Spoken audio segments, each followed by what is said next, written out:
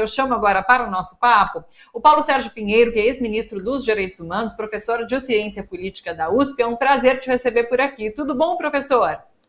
Foi ótimo e adorei ouvir as suas perguntas. Ai, que bom. Que bom que você estava acompanhando aqui com a gente. Eu estava acompanhando, adorei o Milei falando aquelas estupidezes, foi muito interessante. Pois é, estupidez, né? Loucura, enfim, pois é. Mas o nosso papo aqui hoje é sobre um outro assunto muito importante que vem tomando nossa pauta e a gente quer que seja dessa forma para dar destaque a esse assunto, que é o genocídio que vem acontecendo na faixa de Gaza praticado por Israel. Então eu queria conversar com você. Aliás, a gente podia começar falando sobre esse termo genocídio, né? Que tem levantado discussão desde o princípio, desde quando começou-se a acusar Israel de estar cometendo um genocídio. Na semana passada, lembrando, né, a África do Sul fez uma denúncia formal no Tribunal de Haia contra Israel por essa prática de genocídio. E nesse momento, o Brasil apoiou a África do Sul, dá esse passo corajoso de se colocar junto à África do Sul nessa denúncia de genocídio que vem acontecendo na faixa de Gaza. Eu queria te ouvir sobre isso. Como você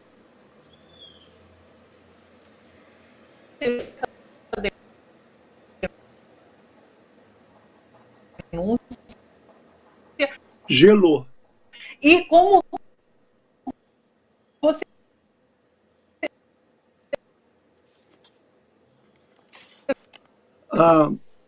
está gelando, não estou ouvindo.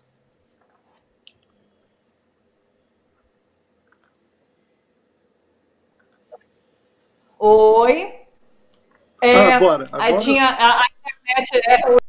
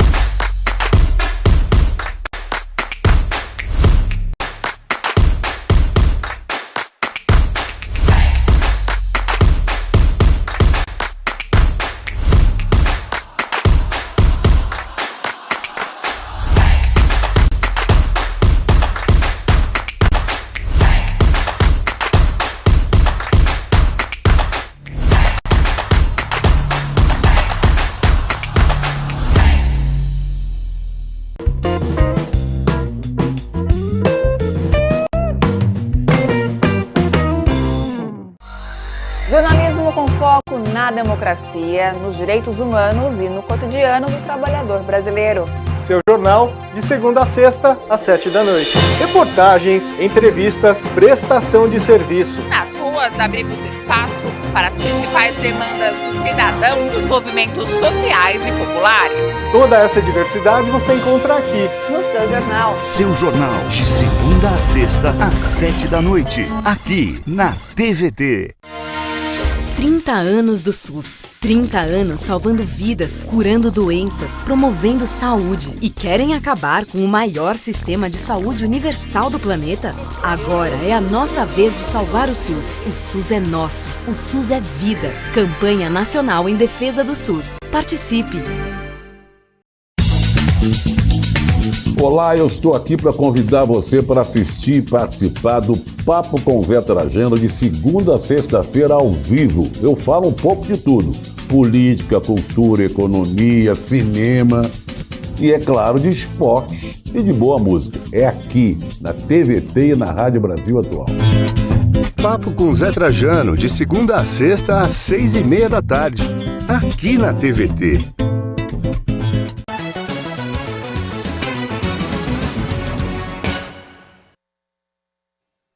Oi, pessoal. Peço desculpas, tive um probleminha na conexão, mas a gente já está de volta com o professor Paulo Sérgio Pinheiro para falar um pouquinho sobre essa situação na Palestina, na faixa de Gaza. Eu quero ouvi-lo sobre esse genocídio que vem acontecendo lá, professor, por favor. Primeiro, sendo o mais breve possível, quer dizer, a situação na faixa de Gaza, à guisa de estar combatendo uma organização armada não internacional e alguns aliados, o Hamas, que cometeu várias atrocidades, inclusive sequestrando vários israelenses. Mas à guisa desse combate, é preciso lembrar que Israel é uma potência ocupante até nuclear. É o único estado daquela região que tem bomba nuclear, que faz décadas ocupa a Cisjordânia, a Jerusalém Oriental e controla Gaza. Então, e o Hamas não é um Estado. O Hamas não é um Estado. E o Hamas está no território controlado por Israel. Isso não é a guerra, não é a guerra de Israel contra Hamas. Não é assim, não é assim. Eles quiseram se defender, contra-atacar, e destruíram em 100 dias, como o secretário-geral ontem muito claramente, secretário-geral da ONU muito claramente disse, uma longa entrevista, destruíram tudo que significa de vida social, cultural, política, judicial de Gaza. Não restou nada. 80% das residências foram destruídas. E a questão é que todo mundo fala muito nos hospitais, nas residências, mas se fala pouco nos museus, nos centros arqueológicos, nos centros de cultura, as sedes das organizações de direitos humanos. As 4 universidades foram arrasadas. Bom, evidentemente que essa operação militar, soltando dezenas de milhares de bombas, de maneira muito maior de qualquer conflito recente, matando quase agora 30 mil pessoas e 10 mil crianças, sem falar as crianças feridas e com membros amputados. Então, uma das dimensões do genocídio é querer exterminar um grupo nacional ou étnico, que são os palestinos. E, na visão de vários especialistas, e na minha modesta opinião, isso são atos genocidas. A outra, que é a declaração de intenção, que é sempre um problema nessa Convenção de Genocídio de 1951, é demonstrar que o Estado quer efetivamente destruir. Isso não, as provas apresentadas em Haia, eu já digo uma palavrinha sobre isso, foram extraordinárias, que é desde o presidente Herzog do Israel, que disse que não há distinção entre combatentes e população civil. Isso é uma pedra de toque do direito humanitário. Eu me lembro do meu saudoso, queridíssimo amigo Sérgio Vieira de Mello, na última vez que ele falou no Conselho de Segurança, mostrando como nós tínhamos progredido em termos de instrumentos de proteger a população civil nos conflitos. Para Israel, isso não existe, a população civil. Todos são combatentes do Hamas, mesmo as crianças. O ministro da Defesa disse que eles estão enfrentando animais humanos. Então, é por isso que há uma constatação de que há um genocídio em curso em Israel. E foi isso. Agora, é preciso dizer, primeiro, que a Corte Internacional de Justiça só julga estados, porque tem uns desavisados dizendo e o Hamas, ninguém está falando das atrocidades, dos crimes do Hamas. Não é a Corte Internacional de Justiça, é o Tribunal Penal Internacional, que julga indivíduos, porque o Hamas não é o Estado, são combatentes, são indivíduos. E Israel, sabe o que Israel fez? O Tribunal Penal Internacional quis mandar uma investigação para Gaza. E Israel não deixou. Sabe por quê? Porque Israel tem medo que indivíduos dirigentes do Estado de Israel sejam processados. Então, só para terminar isso, a pretensão, quer dizer, o objetivo da África do Sul não é tomar uma decisão definitiva sobre genocídio, mas é de constatar que há atos visando ao genocídio que precisam, na linha da prevenção do genocídio, serem interrompidos. E a grande coragem do presidente Lula foi apoiar a decisão com outros 70 estados. São 192 estados, 70 apoiaram. Mas o Brasil foi um dos poucos na América do Sul que teve essa coragem. Depois eu posso dar uma palavrinha mais sobre isso. Pode falar, eu acho importante a gente falar sobre essa questão do Brasil ter apoiado. Foi um passo corajoso importante do Brasil. Pode falar sim.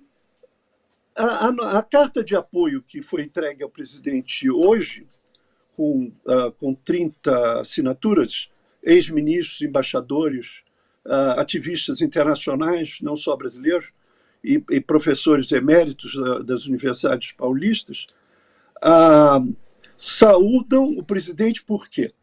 Porque essa decisão baseada na política externa brasileira, orientada pelos direitos humanos, que é o artigo 4º da Constituição. Infelizmente, alguns especialistas e organizações judaicas e os evangélicos caíram de pau no presidente.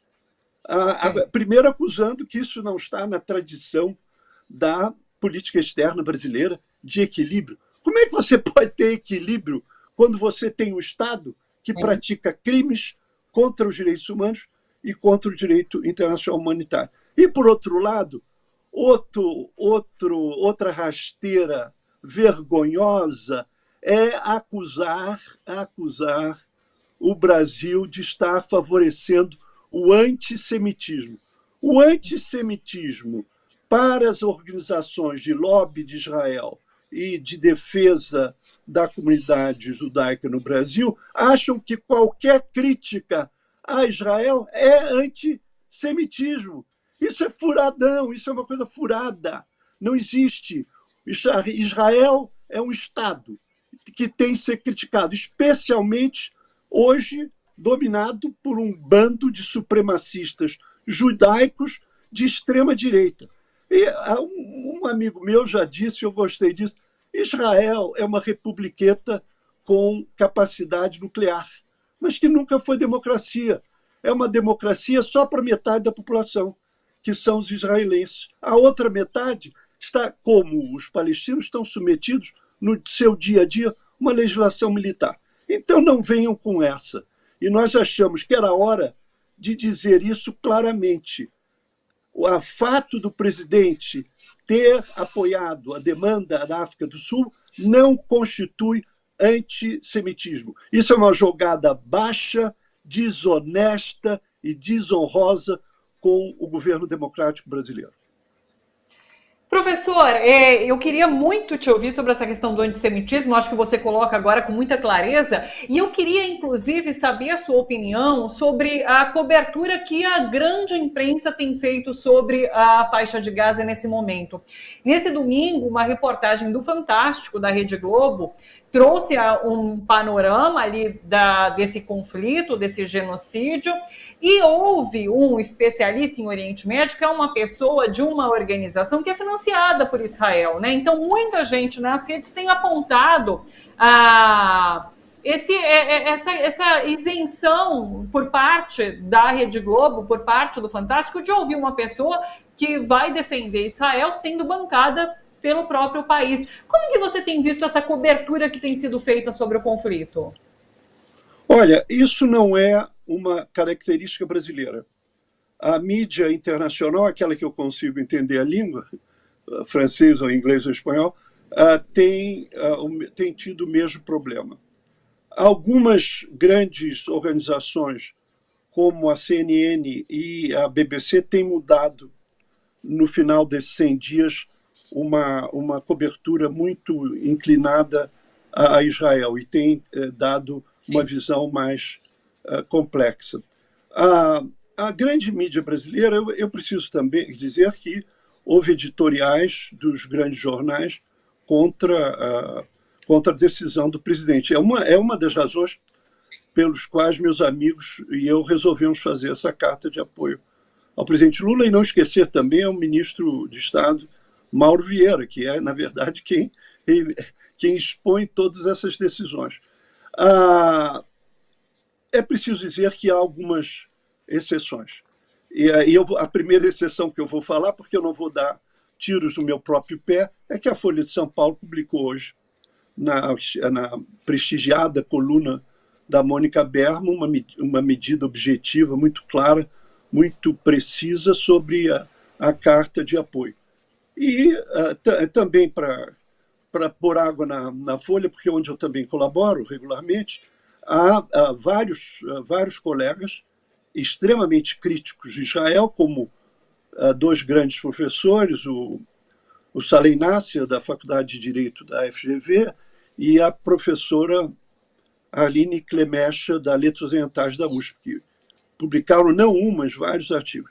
Então, é de lamentar, eu espero que os outros jornais sigam esse exemplo de abertura. Não quer dizer que a Folha tenha outros artigos simpáticos a Israel, mas isso é normal, sim. Nós não queremos monopolizar nada. Então, eu espero que... nas televisões é a mesma questão. As televisões ainda eu acho que é mais grave ainda que eu não siga diretamente. Mas na grande imprensa que tem prestígio, é esse um fato, mas felizmente se abrem algumas exceções, como eu não faço nenhum favor em dizer isso aqui. Israel, Bibi Netanyahu, o primeiro-ministro, consta que dedicou bilhões de dólares à mídia internacional para defender do papelão que Israel fez na audiência da sexta-feira passada em Haia, onde Israel apresentou o seu caso. Mas é lamentar também o Congresso brasileiro, por duas razões. No Senado resolveu, há umas semanas, fazer uma sessão sobre Israel e Gaza. E só convidou Israel. Convidou o embaixador de Israel, que é esse embaixador que não entende diplomacia, que leva o ex-presidente de extrema-direita fazer um piquenique no Congresso, né? E assume como sendo de Israel algumas medidas que o antigo ministro da Justiça, Flávio Dino, ele disse que foi a Mossad que fez tudo. Esse embaixador não entende diplomacia, não é assim que se atua. E aí cantaram o hino de Israel, e sem estar o embaixador da Palestina. Nós temos o embaixador em Ramallah, aliás, um excelente embaixador, e eles têm um embaixador, Lula, o presidente Lula recebeu no dia mesmo que ele tomou aquela posição, e ele fez essa parte. Agora, os evangélicos, que são centenas no Congresso Nacional, é uma vergonha. Eles acusaram o presidente de antissemitismo, de quebrarem a fraternidade com o povo judaico. O Brasil não tem fraternidade com nenhum povo no mundo. O Brasil tem interesses concretos, regidos pelo direito internacional dos direitos humanos e direito humanitário. Agora, os evangélicos, que não é só aqui, mas em toda a Europa e nos Estados Unidos, eles têm que defender Israel de qualquer maneira. Por quê? Para a segunda via do Messias. Eu não tenho nada contra a segunda via do Messias, como católico, eu acredito piamente nisso. Agora, defender esse governo autoritário de extrema-direita só porque Israel tem que estar preparadinho para receber o Messias, isso é uma vergonha. E não é possível. O Brasil já deixou. A bandeira de Israel já saiu do Planalto quando estava no governo anterior. Nós não temos que ostentar bandeira de nenhum outro país. Isso é lesa-pátria. Lesa-pátria. E os evangélicos brasileiros, com todo o respeito que eu tenho aos evangélicos, eles precisam fazer uma reflexão melhor e não ficarem jogando pedra no presidente quando ele só está cumprindo os melhores ditames de uma política externa de um governo democrático, como felizmente é o atual.